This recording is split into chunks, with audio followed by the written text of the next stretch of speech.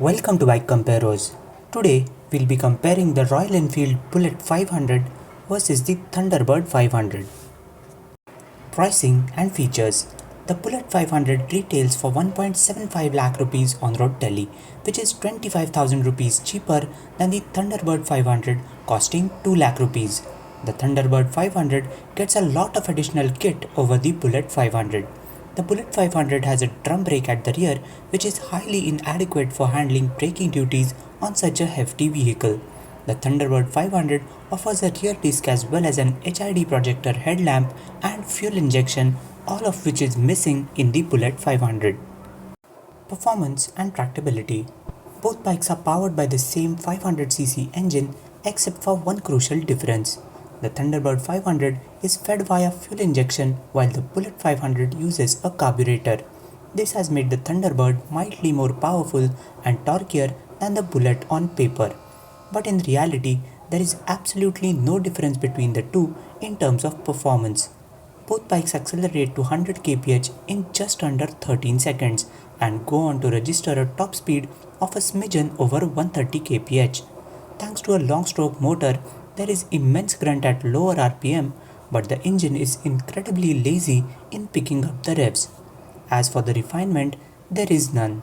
Vibrations become grossly unbearable right from 80 kph onwards, and the thump at low revs that has endeared it so much to its proponents goes out of the window, giving rise to a harsh, raucous and clattery exhaust note.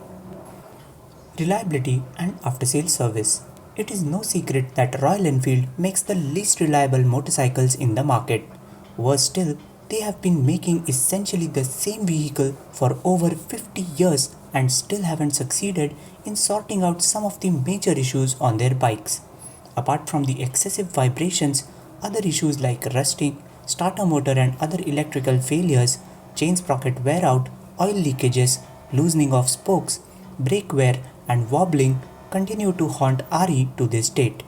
There is no logical linkage between these reliability issues and the charm of a 500cc long stroke thumper, and the fear of losing that charm as an excuse for not sorting out the issues can only be believed by people who are really low on IQ. Fuel efficiency.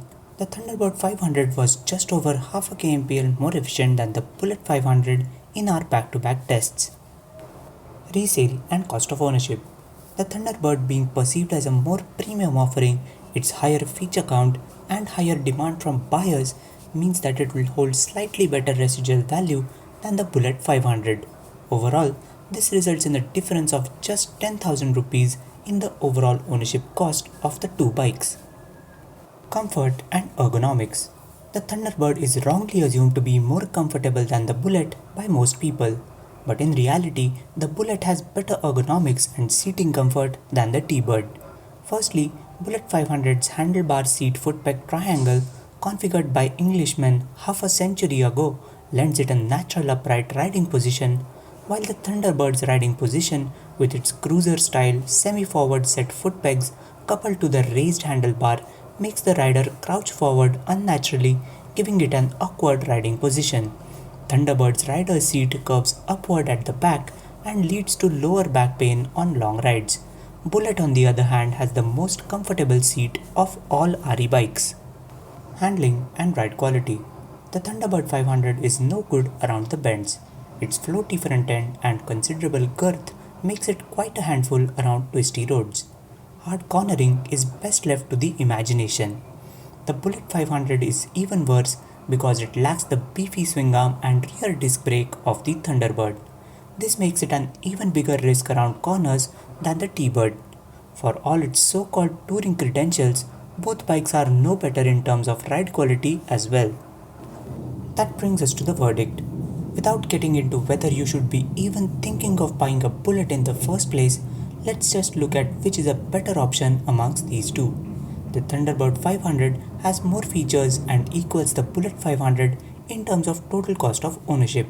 It also has a tad bit better performance, dynamics and efficiency than the Bullet, making it technically more advanced than the Bullet, although when we say technically advanced, we mean strictly in relative terms. Let's not forget that we are talking about bikes with pushrod engines here. Where the T-Bird falters is that it has forgotten about the basics along the way. It has messed up the very ergonomics of riding position, which cannot be compensated by however much technology or features are otherwise crammed into the bike. And that is why it loses out to the Bullet 500 in this comparison.